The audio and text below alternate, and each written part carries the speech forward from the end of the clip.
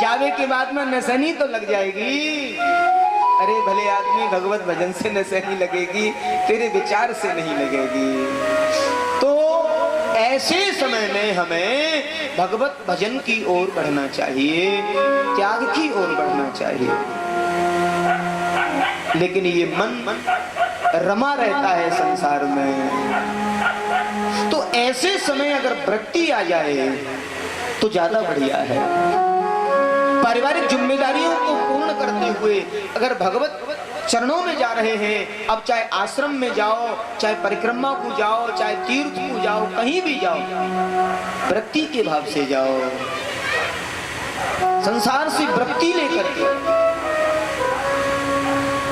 कई बार आ भी जाते हैं आश्रम में। हमारी कथा हो रही थी एक बार वृंदावन में, कई जगह के लोग आए हुए थे कथा में। एक लाला जी कथा में आए हुए थे, व्यापारी थे बेचारे, और रोजाना निकले बगल से और बीच बीच में बार बार, अरे दुकानदारी ठीक चल रही है, आज कैसी रही दुकानदारी, माल बिक्यो का नहीं बिक्यो। शाम को हम मिले, मैंने कहा माल तो बिकता रहेगा, जिस कार्य से आए हो उसका आनंद प्राप्त करिए। मने जाकर के भी व्यक्ति को चैन नहीं है। अरे जो होगा वो होकर के रहेगा, जो नहीं होगा वो कभी नहीं होगा।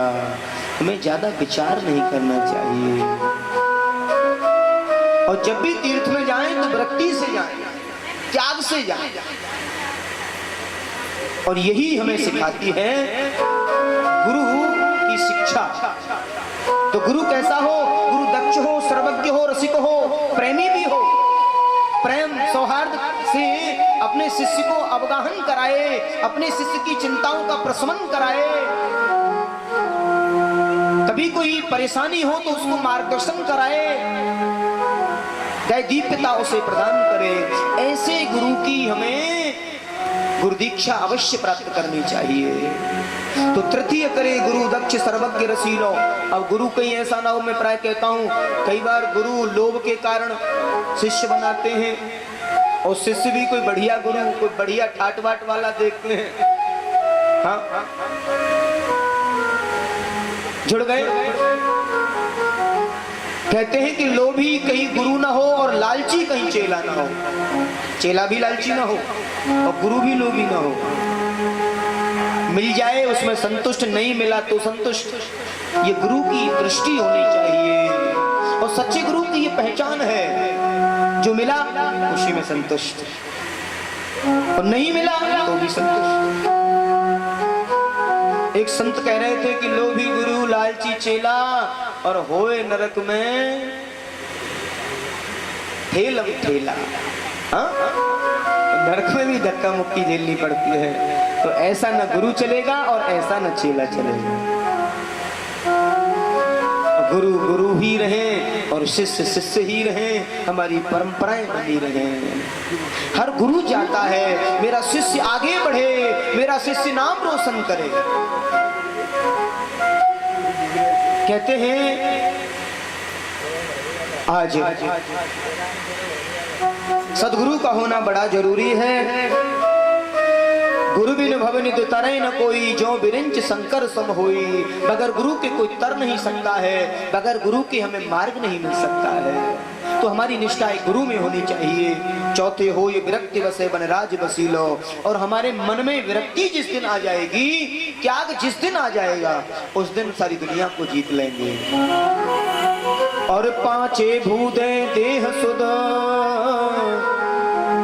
ये देही का जो अभिमान है, देह अभिमान, जिस दिन इसे भूल जाएंगे, मैं और मेरा, उस दिन हम उस यात्रा की ओर बढ़ जाएंगे। पांचे भूले देह सुध, तब छठे भावना रास की। और साते पावे रीति रस, श्री स्वामी हरिदास। ऐसी स्थिति में जीव रास लीला का अधिकारी बताया है। एक बार प्रेम से बोलिए राधे राधे। और भगवान ने परम पावन मुरली को बजाया है। और जैसे मुरली बजाई, समस्त ब्रज गोपियों की जो हालत है वो बड़ी विचित्र हो रही है। मुरली बजाई है,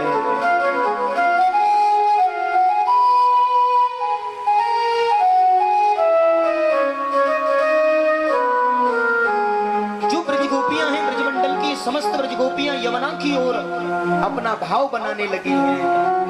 संध्या का समय, रात्रि का समय, मुरली बजाई, ब्रज गोपियां कामों में व्यस्त थी, अपने गृह कार्यों में लगी हुई थी। और सबको मानो ये लगता है किसी लालजी इस मुरली में हमारा नाम बोल रहे हैं, हमें बुला रहे हैं। आज ब्रज गोपियां यमुना की ओर रुख बना रही हैं।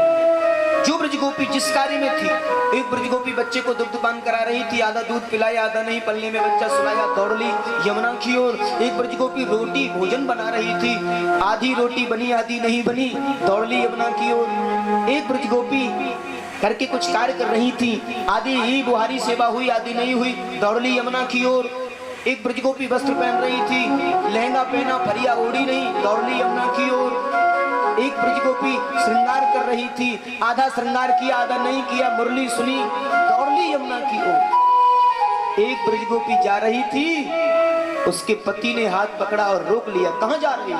रुकिए, मैं जा रही हूं श्री यमुना की ओर। कमरे में बंद कर दिया है, नहीं जाऊंगी। ब्रज गोपी बोली, तुम मुझे मेरे स्तन को रोक सकते हो, मेरा मन नहीं रोक सकते हो। इस शरीर को यहाँ रखो, मेरा मन तो कब का पहुंच चुका है यमुना की ओर। ऐसी अस्त व्यस्त परिस्थिति स्थिति हो रही है समस्त ब्रज गोपियों, जा रही है। सुखदेव स्वामी कहते हैं, राजन ये ब्रज गोपियां कौन हैं? ये दंडक वनवासी पूर्व संत हैं, ब्रज में गोपी बन करके जो आए हैं। ये वेद के मंत्र हैं। कहते हैं ये वेद के वो 16,000 वेद के मंत्र हैं उपासना कांड के, जो ब्रज में गोपी बन करके आए हैं। और वेद की ऋचाएं ब्रज में गोपी बन करके आई हैं। दिल दीवाना हो गया तेरी सुन मुरली की तान, के तेरे पीछे सांवरे मैं है गई हूँ बदनाम। बंसी बजाए गयो श्याम, मुझने ना मिलाए के।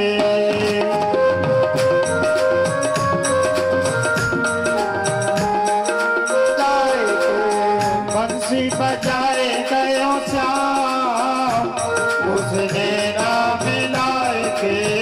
बंसी बजाए गयो श्याम, मुझने ना मिलाए के। नैना मिला के मुझने ना मिलाए के।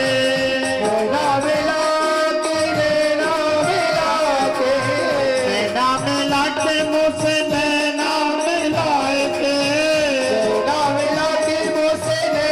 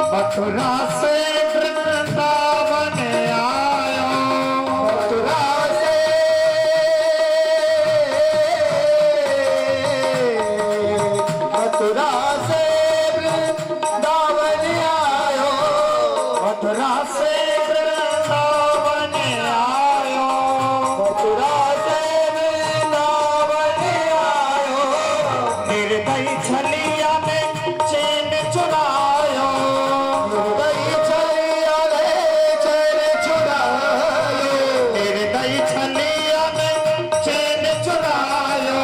निंदिया निंदिया निंदिया उड़ाए गयो श्याम, मुझने ना मिलाए के, निंदिया चुरा गयो श्याम, मुझने ना मिलाए के।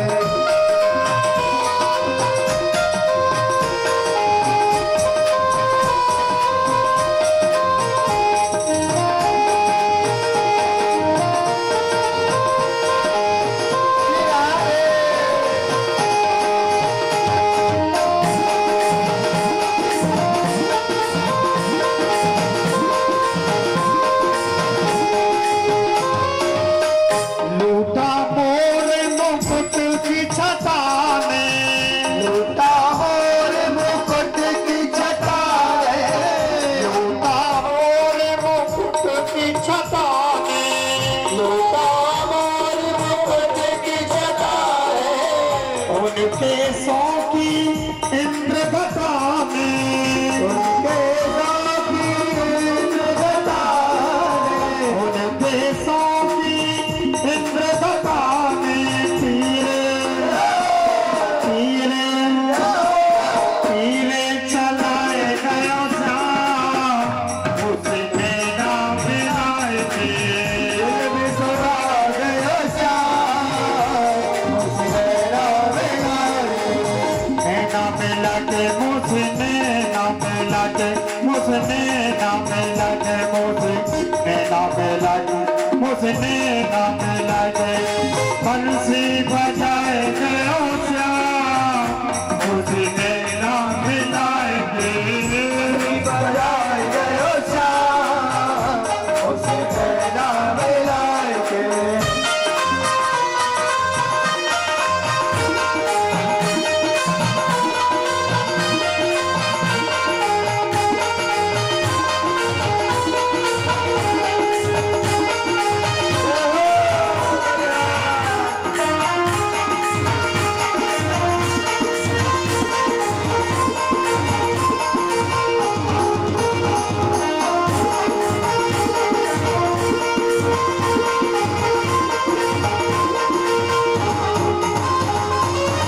श्याम नाम की ओरी चुनरिया, श्याम नाम की ओरी चुनरिया, श्याम नाम की, श्याम नाम की, श्याम नाम की ओरी चुनरिया, श्याम नाम की ओरी चुनरिया, श्याम की चूड़ी और श्याम की बिंदिया, श्याम की चूड़ी और श्याम की बिंदिया।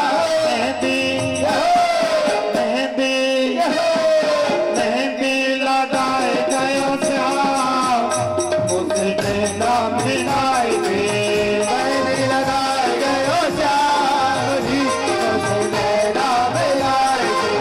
बंसी बजाए गयो श्याम, मुझने ना मिलाए के, बंसी बजाए गयो श्याम, मुझने ना मिलाए के।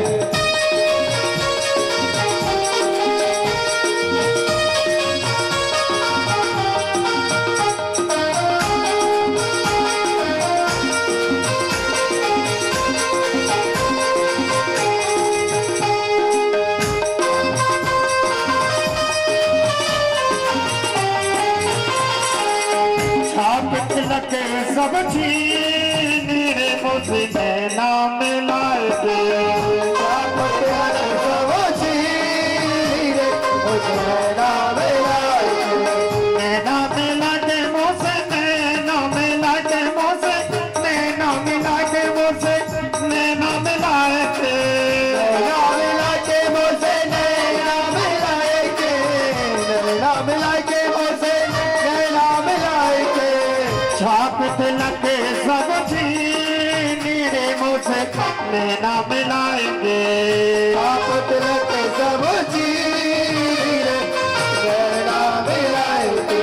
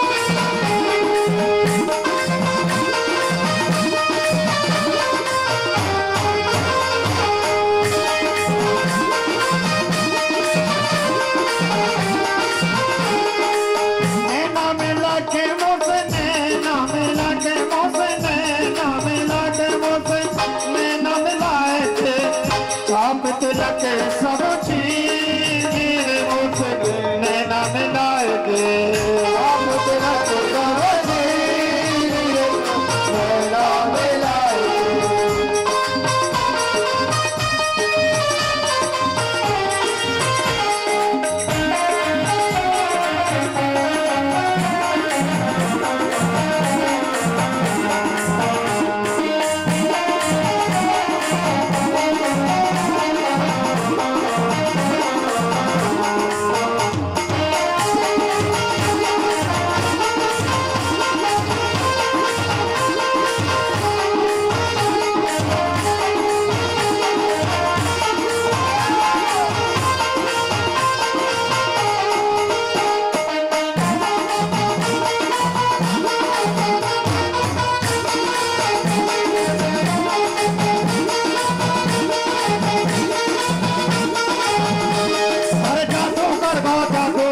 तो ना करेगा जादू कर गो तो ना करेगा बंसीवारो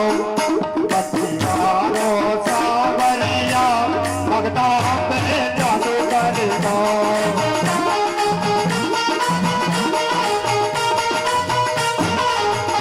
बंसीवारो सावरिया भगता पे जादू करेगा बंसीवारो सावरिया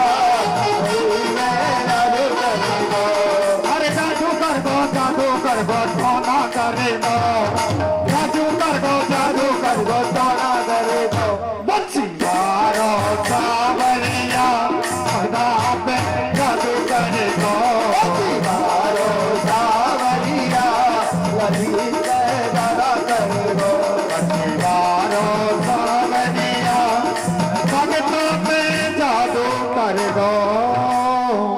श्री वृंदावन बिहारी लाल की बोल बंसी वाले की।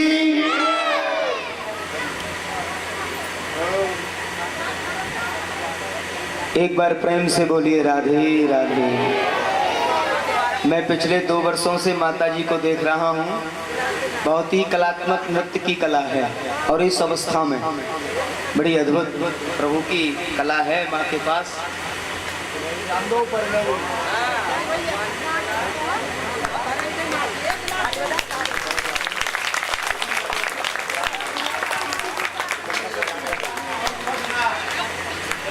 छोरा कामे खोलिए, साउंड वाले कामे खोलिए।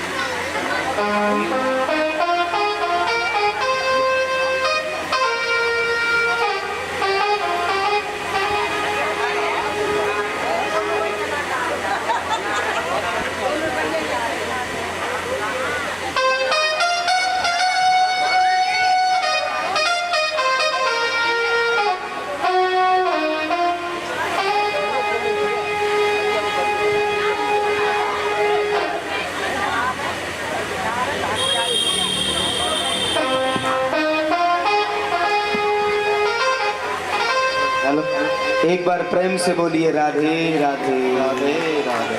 बोल कृष्ण बलदेव की जय, माता रानी की जय, सच्चे दरबार की जय, राधा रानी की जय।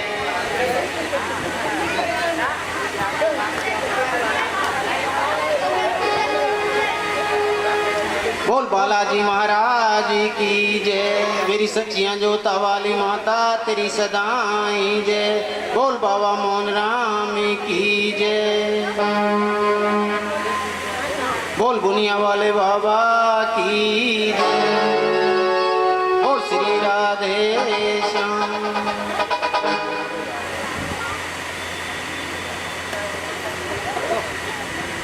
श्री वृंदावन बिहारी लाल की जय हो। आइए कथा पर चलते हैं। ऐसा दिव्य परम पावन मुरली को बजाया है। आचार्य सुखदेव कहते हैं राजा परीक्षित, कृष्णं विदु परम कांतम न तो ब्रह्मतया मुने, गुण प्रवाहो परमस्तासा गुण धिया कथम। आज भगवान को सर्वस्व मान करके आई हैं ब्रज गोपियां, और जैसे आई हैं यमुना के पावन पुलिन में, घोर रूपा रात्रि है, शरदो फुल्ल मल्लिका, शरद पूर्णिमा की रात्रि, चंद्रमा प्रमदित हो रहा है। आई हैं, मेरे गोविंद मुस्कुराने लगे हैं, और जिधर नजर डालते हैं उधर से हजारों गोपियां चली आ रही हैं। हजार चारों तरफ से उस नटनागर को घेरे हुए हैं, मुरली वाले को घेरे हुए हैं। भगवान ने कहे दोनों हाथ निवेदन के भाव में रखे, ब्रज गोपियों को स्वागत का भाव दे रहे हैं। स्वागतम वो महाभाग प्रियम किम करवाण वै ब्रजस्यानमयं कशित ब्रूतागमन कारणं। अरे ब्रज गोपियों, आपका स्वागत है, लेकिन ब्रूतागमन कारणम, आपके आगमन का कारण क्या है? किस कारण से आप आई हो?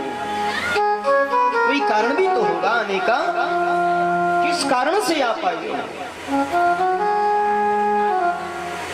ब्रज गोपियों ने भगवान को देखा और मुस्कुराने लगी। देखो, पहले तो मुरली में हमारा नाम ले रहे थे, बुलाया था, और अब बुला करके कैसी बातें कर रहे हैं। पहले तो बुलाते हैं और फिर ऐसी बातें करते हैं। भगवान बोले, ओहो शायद तुम इसलिए आई हो कि तुमने रात्रि में चंद्रमा को नहीं देखा, यमुना का पुलिन नहीं देखा। शायद रजन्ये सा घोर रूपा घोर सत्वा निवेदिता प्रत्यात ब्रजम नेह स्थे स्त्रियं स्त्रभी सुमध्यमा। अरे ब्रज गोपियों, आप ऐसी घोर रूपा रात्रि में आई हो। शायद मुझे लगता है तुमने ध्यान नहीं दिया, अपने पतियों को, बेचारे बच्चों को, परिवार को छोड़ करके ऐसी रात्रि में आप आई हो। क्या कहेंगे? मुझे लगता है इसलिए आई हो। दृष्टम वनम कुसुमितम राकेश करंति रंजनम। शायद इसलिए आई हो कि तुमने वन नहीं देखा, वनमाल्य दर्शन नहीं किए रात्रि। एक बार प्रेम से बोलिए राधे राधे।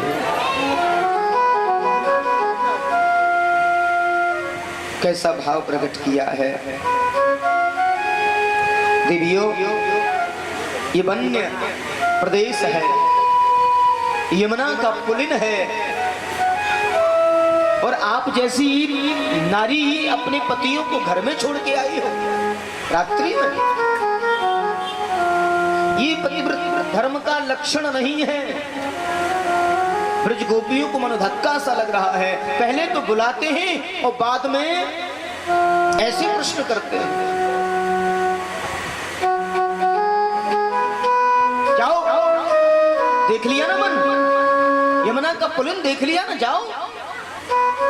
ब्रज गोपियां खड़ी हैं अडिग, कहते हैं भगवान परीक्षा ले रहे हैं। जीव जब परमात्मा के समीप होता है तो परमात्मा उसकी परीक्षा लेते हैं, देखते हैं कि भगत जी कहीं कच्चे तो नहीं। भगत की परीक्षा जरूर होती है कई प्रकार से, वैचारिक प्रभाव से, स्थितियों के प्रभाव से, और ईश्वर निश्चित परीक्षा लेते हैं। जीव जब परमात्मा की नजदीकी पाता है, सन्निधि पाता है, तो परमात्मा उसकी परीक्षा लेते हैं। जैसे कुम्हार बनाता है ना बर्तन, और बर्तन बना करके उसको ऐसे ऐसे करके चेक करता है, कच्चा है कि पक्का है, कहीं से गड़बड़ तो नहीं है। ऐसे भगवान भी परीक्षा लेते हैं। ईश्वर परीक्षा ले रहे। ब्रज गोपियों ने कहा हम तो सर्वस्व त्याग करके आए हैं। अरे ये भी कोई बात, छोटे छोटे बच्चे हैं, परिवार है और तुम सब कुछ छोड़ के चली आए, ये तो बात ठीक नहीं है। ब्रज गोपियां कहती हैं अब हम नहीं जा सकते, आपने बुलाया है तो पूरा कार्य करके जाएंगे। का देखो ये लक्षण तो ठीक नहीं है पतिव्रता नारी के लिए। एक पतिव्रता नारी वो अपने घर में बैठी बैठी चावल में से कुछ बीन रही थी। दूर कोने में एक अग्निकुंड जल रहा था। पतिदेव आए, हारे थके हुए बैठ के बातें करने लगे।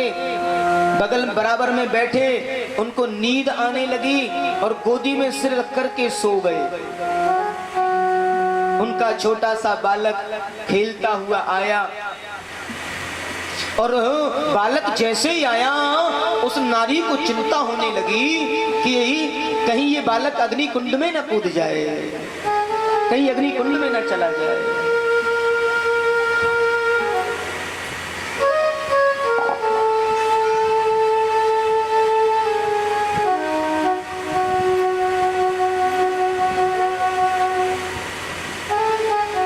ऐसा भाव प्रकट किया है। अब वो बालक धीरे धीरे अग्नि कुंड की ओर जा रहा है, धीरे धीरे। अब ब्रज गोपियों देखो उसकी पतिव्रत धर्म की ध्वजा। मन में विचार आया मेरा बालक जल जाएगा, समाप्त हो जाएगा। अब मैं कैसे जाऊं बचाने? अभी मेरे पतिदेव आके सोए हैं, अगर इनको कच्ची नींद जगाती हूं तो भी मेरा धर्म जाता है, क्योंकि किसी को कच्ची नींद जगाना अपराध माना गया है और ये तो मेरे पतिदेव हैं। ये अपराध मैं नहीं कर सकती, मेरा धर्म नष्ट नहीं हो सकता। वो नारी विचार करती है मेरा पतिव्रत धर्म एक बार नष्ट हो गया तो दोबारा लौट के नहीं आएगा। बालक तो मैं दूसरा भी प्राप्त कर सकती हूँ, पर मेरा पतिव्रत धर्म नष्ट नहीं होना चाहिए। और आंखें बंद कर लेती है, बच्चा छलांग लगा देता है इस अग्निकुंड में। और जैसे ही आंखें खोली हैं, देखा उस पतिव्रत धर्म की ध्वजा, वो अग्निकुंड शांत है। बालक किलोल कर रहा है, खेल रहा है। तो ये तो ही पतिव्रत धर्म की ध्वजा, एक पतिव्रता नारी का लक्षण। और एक आप हो, इतनी घोर रूपा रात्रि में अपने पतियों को छोड़ करके आई हो। एक सखी ने ऐसे टेढ़ी गर्दन की। लाल जी ऐसी दो चार कथा हम पे भी आम है, आप सुनना चाहोगे? लाल जी बोले सुनाओ। राशेश्वर जी निवेदन करते हैं, सुनाओ। बोले एक पंडित जी का नया नया विवाह हुआ था लाल जी, और ठाकुर जी को सुना रही हैं ब्रज गोपियां। कोई साधारण नारी नहीं है। एक पंडित जी का नया नया विवाह हुआ और परदेश जाने लगे। ब्राह्मणी बोली कि देखो मैं तो आपके बगैर भोजन भी नहीं करूंगी, और नियम था पति के बाद भोजन करने का। आप चले जाओगे तो मैं भोजन कैसे करूंगी? पंडित जी बोले जाना आना तो पड़ेगा ही। ऐसा करना, हमारा फोटो रख लेना, फोटो का भोग लगा देना और भोजन कर लिया करना। नियम बता दिए, घर का प्रधान दरवाजा बंद रखना, घर से ज्यादा बाहर मत जाना, ये सब नियम बता के और पंडित जी परदेश चले गए। और 6 महीने बाद बेचारे लौटे। हाँ, और पंडिताइन रोजाना सेवा में यही करे, फोटो का भोग लगावे और फिर प्रसाद खावे। एक दिन क्या हुआ, फोटो का भोग लगा रही थी लाल जी वो ब्राह्मणी, और फोटो का भोग लगाते समय दरवाजे पर पंडित जी आ गए। दरवाजा खटखटा रहे हैं, दरवाजा खोलो। लाल जी ये बताओ, वो ब्राह्मणी भोग लगा रही है, सेवा कर रही है फोटो की, और उधर पंडित जी दरवाजे पर खड़े हैं, तो क्या करना चाहिए? लाल जी बोले ये भी कोई पूछने की बात है? जब सच्चे पति दरवाजे पर आ गए हैं तो झूठे वाले की सेवा से क्या फायदा है? इसलिए उनको दरवाजा खोलना चाहिए। उसी समय ब्रज गोपियां ताली बजा करके कहती हैं, लाल जी यही तो हम आपसे कहलवाना चाह रहे थे कि सच्चे पति तो आप हैं, परमेश्वर तो आप हैं, ये तो सब झूठे पति हैं। ऐसे बर को क्या बरूं जो जन्मे और मर जाए, बर बरिए गोपाल जी चुड़लो अमर हो जाए। सच्चे पति तो आप हैं, संसार के पति हैं आप, इसलिए हम भी वहीं आए हैं जहां हमें आना चाहिए।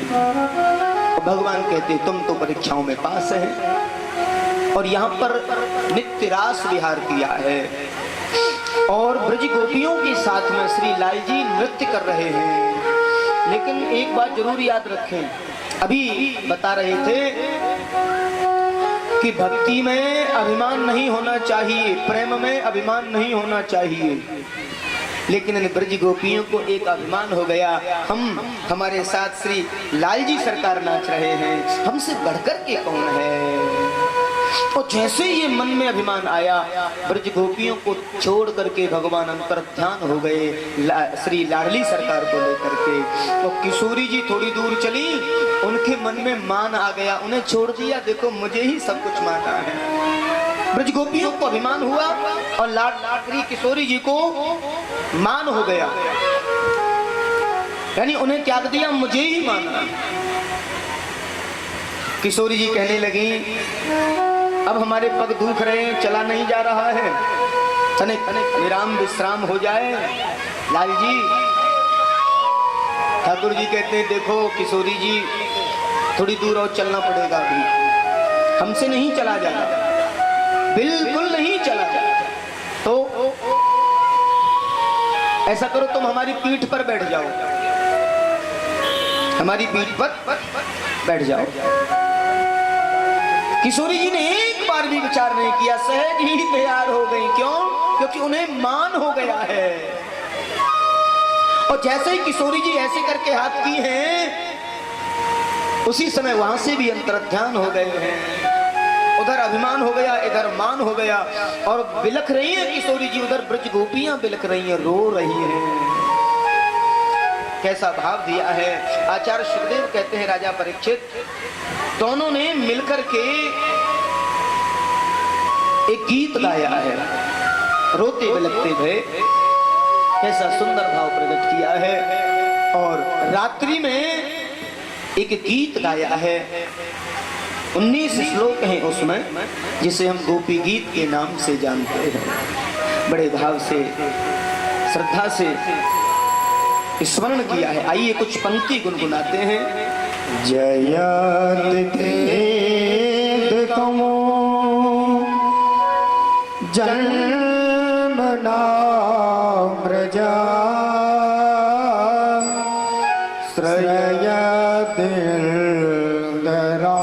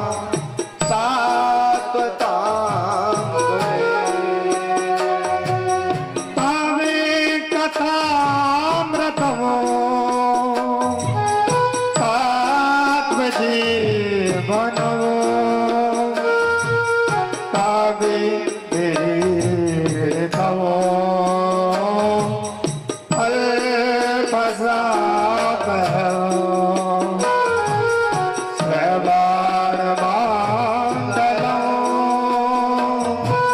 श्रीमदाततो गोविंदे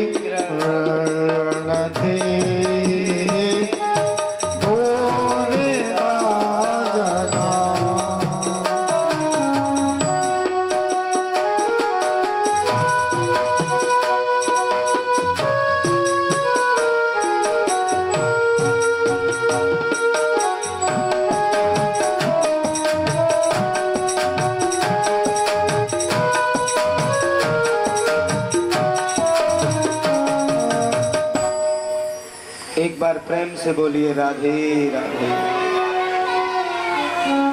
ऐसे 19 श्लोकों में गाया है और जैसे गोपी गीत को पूर्ण किया है श्री लाल जी सरकार प्रकट हो जाते हैं।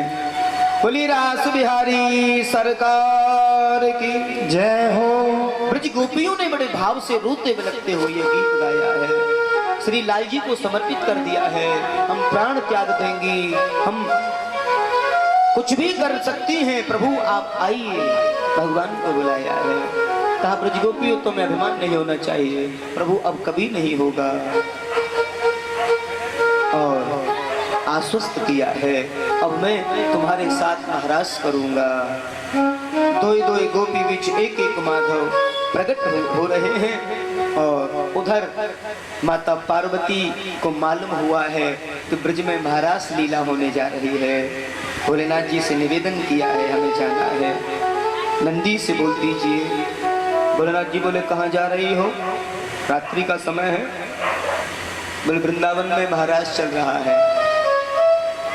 भोलेनाथ जी बोले हमारा भी मन है महाराज देखने का। माता जी बोली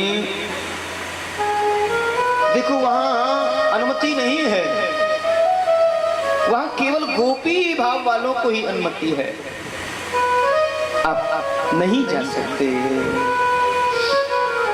और अगर आप जाने की ज्यादा ही मन में लालसा लिए हैं तो आपको गोपी बनना पड़ेगा।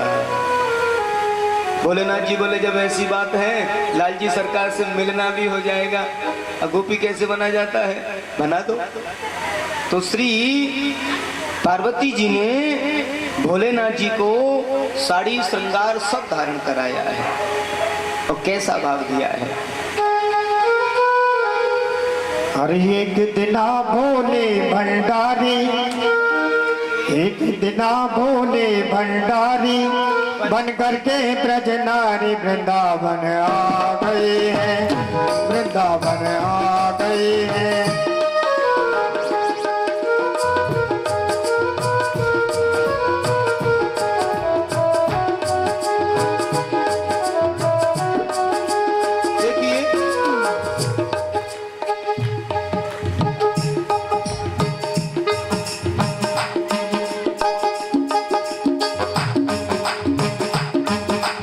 पार्वती जी मना तिहारी, पार्वती जी मना तिहारी, न मने त्रिपुरारी वृंदावन आ गए हैं, वृंदावन आ गए हैं। पार्वती जी मना तिहारी, न मने त्रिपुरारी वृंदावन आ गए हैं, वृंदावन आ गए हैं।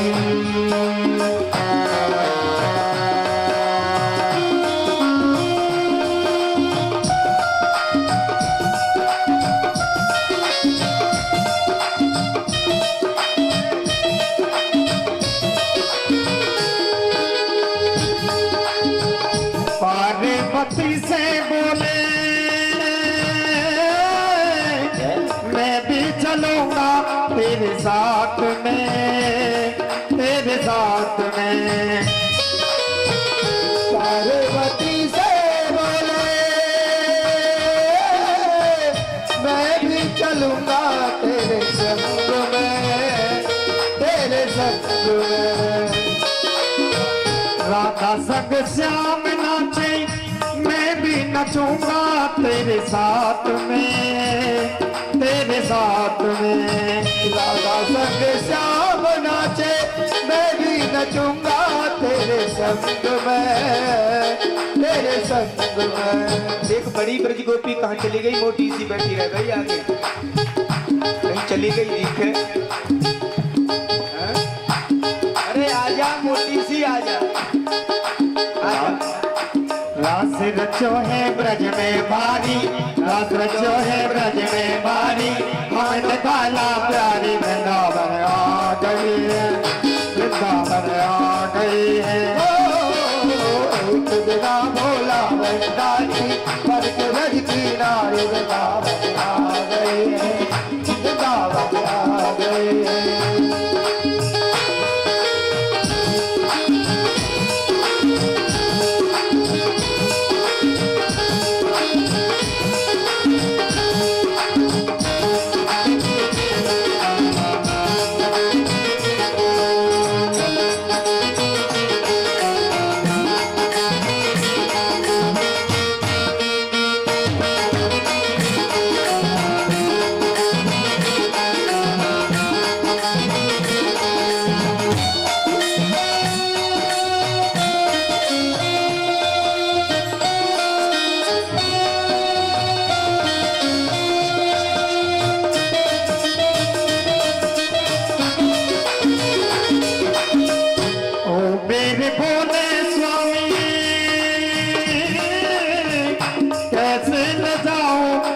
रास में महाराज में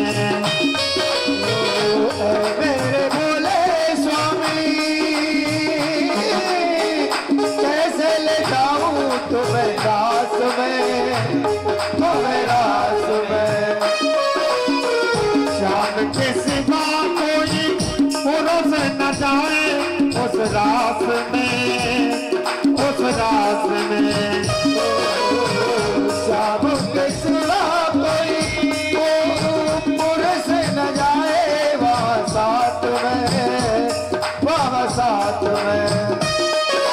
हंसी करेंगे ब्रज की नारी, हंसी करेंगे ब्रज की नारी, मानो बात हमारी वृंदावन आ गई है, वृंदावन आ गई है। बिना भोले भंडारी भक्त की नारी वृंदावन आ गई है, वृंदावन आ गई है।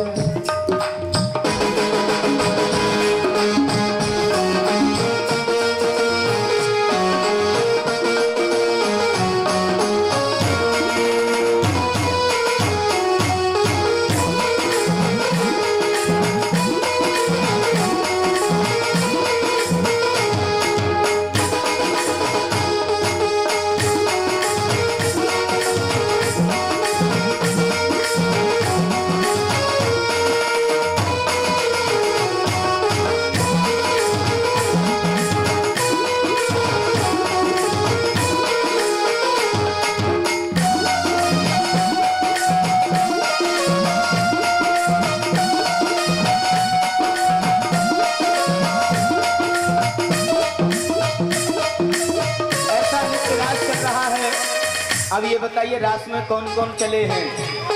सभी गए हैं। और रास में तो वहाँ जो भी था वो ऐसे ऐसे करके घूम रहा था, और यहाँ तो ऐसे बैठे माटी के ढोंगा की तरह। हाँ? बैठे हैं, ऐसे काम नहीं चलेगा। बैठे हैं, बैठे बैठे मटक, क्योंकि ये रास लीला है और रास में नृत्य का बड़ा भाव दिया है। कहते हैं राधा नाचे, कृष्णा नाचे, नाचे गोपी जन, और मन मेरो बन गयो सखीरी पावन वृंदावन। अब किस किस का मन बना है पावन वृंदावन? सबका बना है।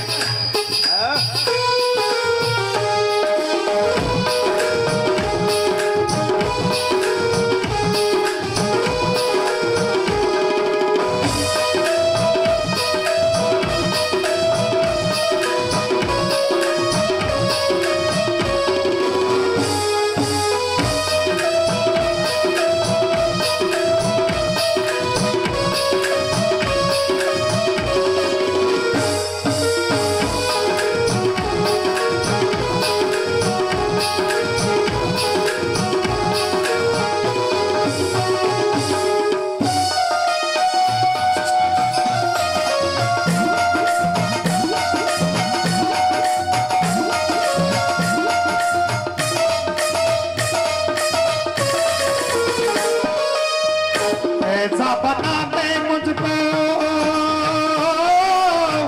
कोई न जाने इस राज को, इस राज को। राजा बना दे मुझे, कोई न जाने इस राज को, इस राज को। मैं हूँ सहेली तेरी ऐसे बताना ब्रजराज को, ब्रजराज को। मैं हूँ सहेली तेरी ऐसा बताना ब्रजराज को, ब्रजराज को। बात के जूड़ा पहन के साड़ी, बात के जूड़ा पहन के साड़ी, साथ में मनोबाल वृंदावन आ गई है, वृंदावन आ गई है। सतुरा बोला वंडाली बन के ब्रज की रानी वृंदावन आ गई है, आ गई है।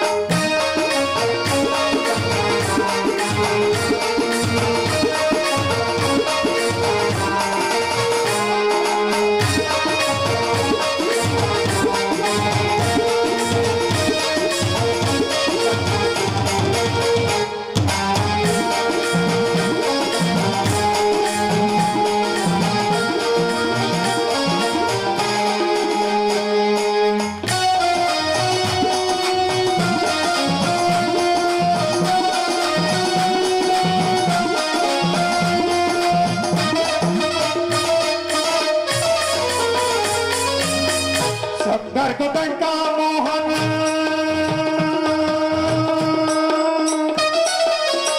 जाने गए सब राज को, सब राज को।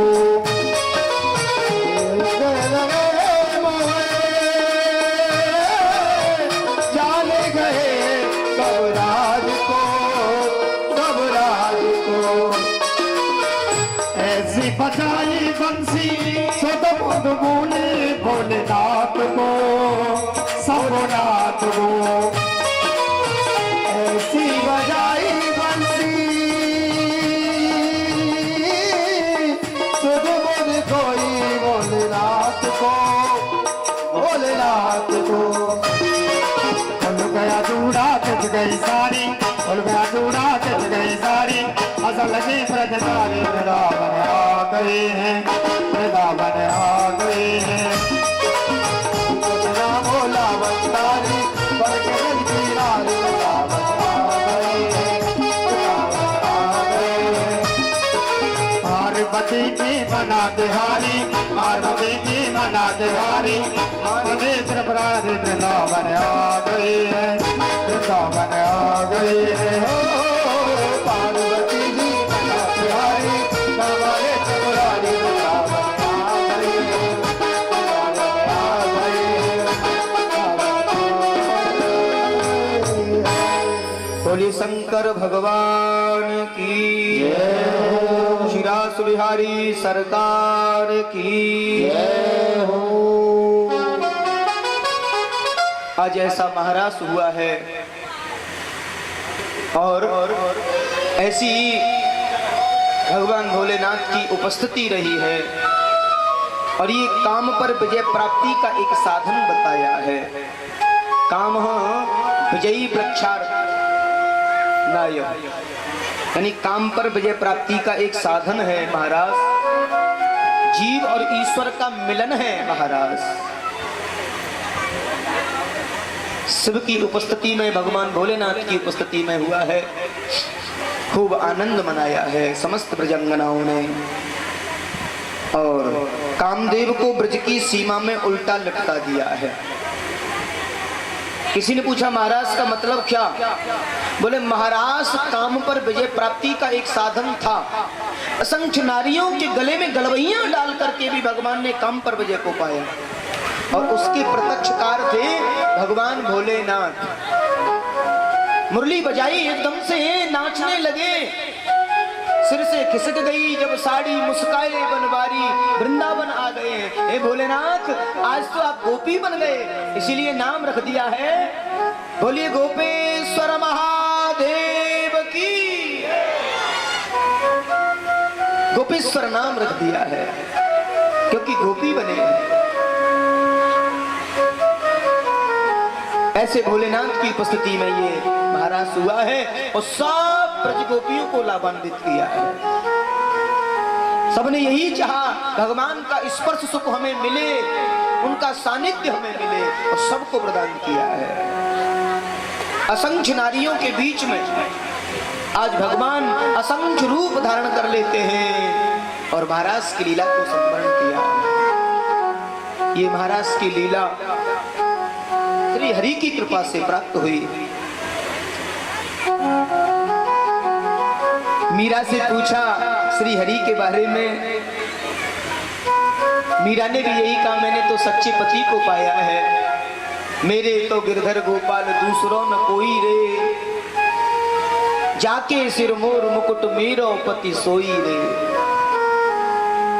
असुवन जल सींच सींच प्रेम बेल बोई रे, अब तो बेल फैल गई अमृत फल होई रे। दध की मथानी बने प्रेम की बिलोई रे, माखन सब काढ़ लियो छाछ पियो कोई रे, मेरे तो गिरधर गोपाल दूसरों न कोई रे। संतन ढिंग बैठ बैठ, संतन ढिंग बैठ बैठ लोक लाज खोई रे। अब यहाँ आकर के अगर हम संसार की लोक लाज करेंगे तो हमारा आना ही बेकार है।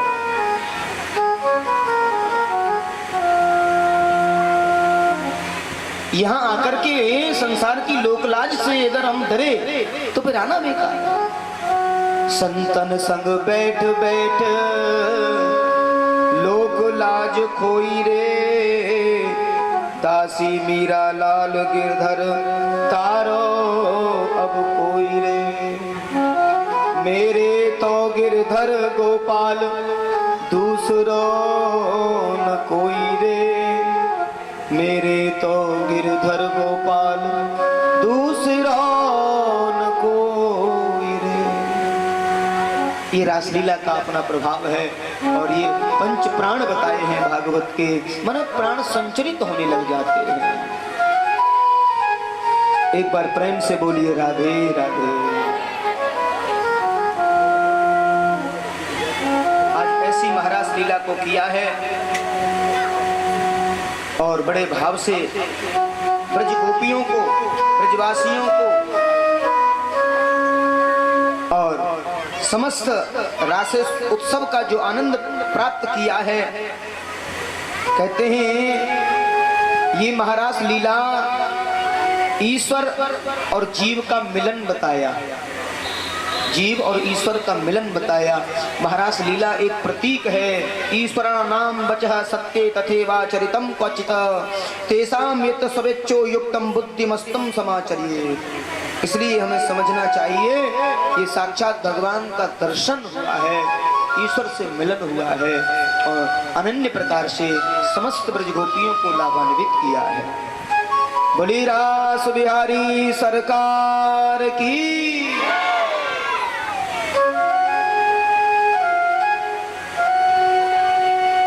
ऐसी रासलीला का सुंदर अवगाहन किया, ब्रज गोपियों के प्रेम का प्रागट्य दिया है, और भगवान ब्रज में अनन्य प्रकार से लीलाएं कर रहे हैं, अनंत प्रकार से श्री हरि लीला कर रहे हैं, और लीला रसास्वादन करा रहे हैं। उधर अनेकों बार लीलाएं सुनाते हैं। एक बार ब्रज में आग लग गई थी, तब अग्नि का भी भगवान पान कर गए। और ब्रजवासियों को हमेशा कृष्ण का संग प्राप्त हुआ, हमेशा कृष्ण समस्त ब्रजवासियों के संग रहे। आचार्य सुखदेव कहते हैं, राजा परीक्षित, भगवान ने अनेकों बाल लीलाएं ब्रज में की और ब्रजवासियों को बड़ा लाभ पहुंचाया, बड़ा आनंद पहुंचाया।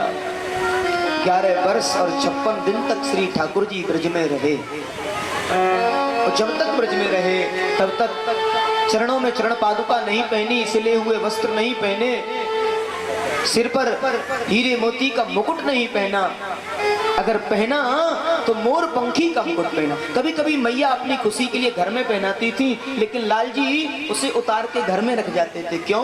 क्योंकि बाल सखा गरीब घर से हैं, मुझे कहीं अमीर बाप का बेटा समझ करके मुझसे दूरी न बना ले, और जो सुख मुझे चाहिए वो नहीं मिल पाएगा।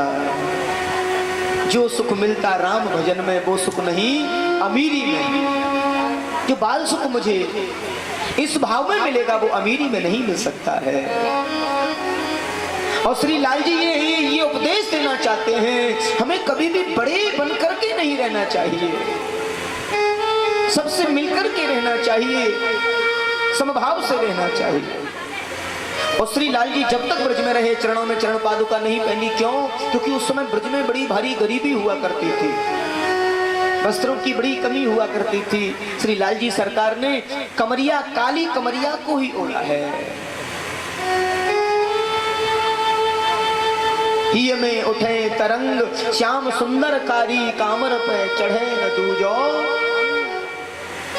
काली कामर पर कोई रंग नहीं चढ़ सकता है। काला रंग ऐसा रंग होता है, इस पर कितना भी कोई रंग डालोगे वो असर नहीं करेगा, यानी कुसंग का रंग कभी चढ़ नहीं सकता है। इसलिए श्री लाल जी सरकार ने काली कमरिया को ओढ़ा है, काली कामर को ओढ़ा। एक बार प्रेम से बोलिए राधे राधे। आज नारद के द्वारा कंस से बात की जाती है और कंस से नारद मिले हैं। कहा, महाराज अब तो आपके दुश्मन कृष्ण बलराम 11वीं वर्ष में प्रवेश किए हैं, कब मारोगे उनको? कंस कहते हैं, मैंने कितने राक्षस भेजे लेकिन वो मरते ही नहीं हैं, मैं कुछ नहीं जानता। परसों आपके हाथ से कृष्ण बलराम को मरा हुआ देख लूं। कंस ने कहा, व्यवस्था करता हूं। उधर नारद दौड़े हैं वृंदावन की ओर और जैसे ही वृंदावन आए हैं और श्री लाल जी से मिलना हुआ है, श्री बालकृष्ण से मिलना हुआ है और प्रणाम किया है बाबा के चरणों में। नारद बाबा प्रणाम। प्रभु कब तक उस दुष्ट के अत्याचारों को सहन करते रहेंगे? कब तक? अब बहुत हो गया श्री लाल जी, अब कैसे भी उस दुष्ट कंस को मार दो। और मैं परसों आपके हाथ से कंस को मरा हुआ देखना चाहता हूं। बहुत कष्ट दे रहा है। देवर्षि नारद की ऐसी बातें सुनी तो एक बार तो कन्हैया जी कहने लगे, बाबा तुम्हारी आदत बड़ी विचित्र है, वहां क्या कह के आए हो और यहां क्या कह रहे हो? दोनों हाथ जोड़ लिए हैं। प्रभु जी यही तो मेरी आदत है, बस अब आपका लीला का समय आ गया है। अब इस दुष्ट का जो ताप है, जो पाप है वो सर से ऊपर जा रहा है, अब सहन नहीं कर सकते, धरा से इसको विदा कर दो। कुछ भी ठीक है, जो जीव जैसा करता है उसे वैसा फल मिलता है, कुछ व्यवस्थाएं होती हैं। आश्वस्त किया है देवर्षि नारद को। और उधर कंस ने आपातकालीन सभा को बुलाया है, तत्काल प्रभाव से आदेश किया है काका अक्रूर के लिए, अक्रूर कल यहाँ धनुष यज्ञ मेले का आयोजन है परसों, और तुम कृष्ण बलराम को वृंदावन से निमंत्रण करके लाएंगे, नंद आदि को बुला करके लाएंगे, ये तुम्हारी जिम्मेदारी है, लाना है तुम्हें। एक बार तो अक्रूर ने मना किया था, कैसे लाऊंगा, ये दुष्ट कंस उनके साथ में दुर्व्यवहार करेगा, वो बालक के न जाने क्या होगा। काका अक्रूर मना कर रहे थे, लेकिन जैसे ही आंखें देखी कंस की, समझ गए क्यों? कि राजा जोगी अगिन जल, इनकी उल्टी रीत, बचे रहियो परशुराम, इन थोड़ी राखो प्रीत। इनसे ज्यादा प्रीति भी बुरी और ज्यादा दुश्मनी भी बुरी। हाँ, अक्रूर जी जा रहे हैं, मरा हुआ मन है, बड़ी दुखी है अक्रूर काका। गच्छम नंद ब्रजम तत्र शुतानक दुंदमयी, आसाते तबिहानेन रथेनानयं चिरम्। आज अक्रूर जी का हृदय रो रहा है, मैं कैसे जाऊंगा? दोनों भैया कृष्ण बलराम मेरी उंगली से लग जाएंगे। काका जी आ गए, हमारे काका जी आ गए, मैं क्या कहूंगा उनसे, कैसे कहूंगा, क्या बताऊंगा? महात्मा अक्रूर का हृदय विहल हो रहा है। इतना कुलुषित कर्म मेरे द्वारा होगा, कृष्ण बलराम को मैं ऐसी स्थिति में लाऊंगा? हे नारायण, मैं क्या करूं? मैं मजबूर हूं और मरे हुए मन से आए हैं। और जैसे देखा कृष्ण बलराम ने, एकदम से दौड़े हैं, हमारे काका जी आ गए, उंगली पकड़ लिए। काका जी, आप बहुत दिन में आए हैं। अक्रूर का गला रुंध रहा है, कुछ कह नहीं पा रहे हैं।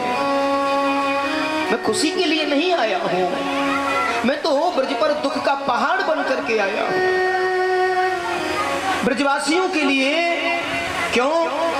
क्योंकि ब्रजवासियों की आत्मा बसती है श्री बालकृष्ण और बलराम।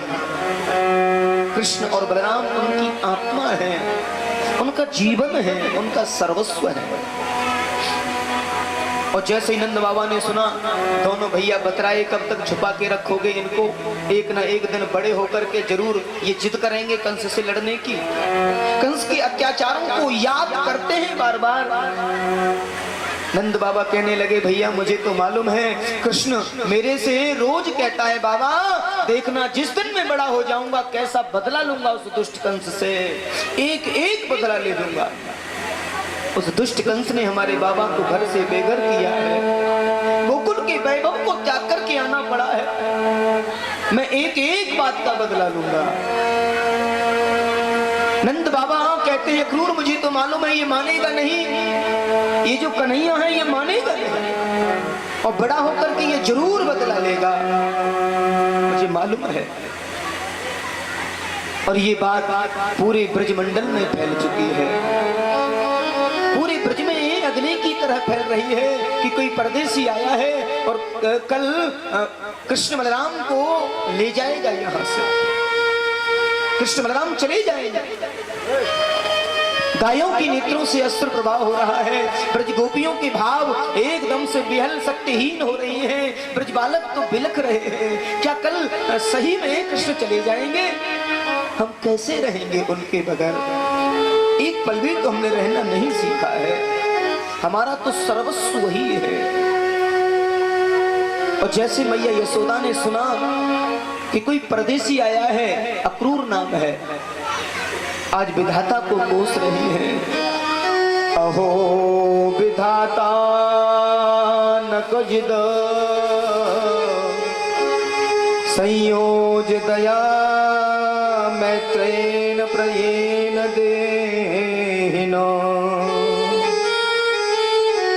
ताश्याम कुतार्थ वियुनं पार्थकं विकीर्णितं ते भरकचेष्टितं यथा।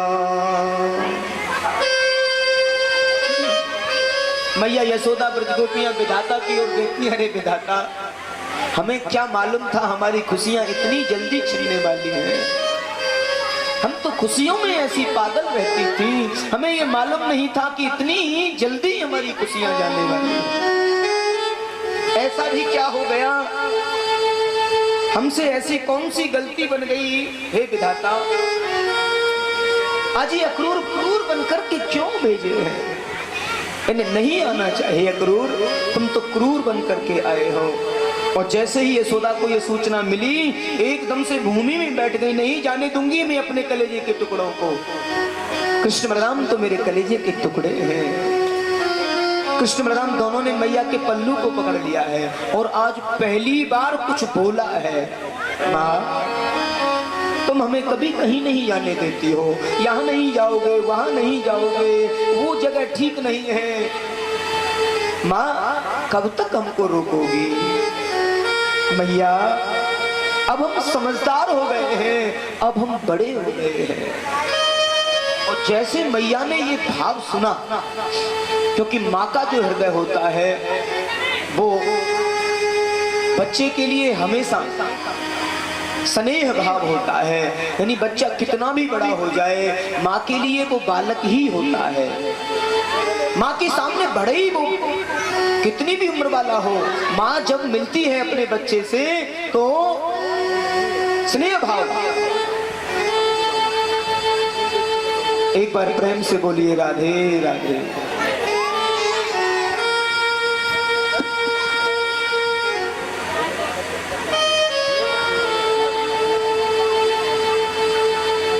एक बार प्रेम से बोलिए राधे राधे। क्रोधाद भवति सम्मो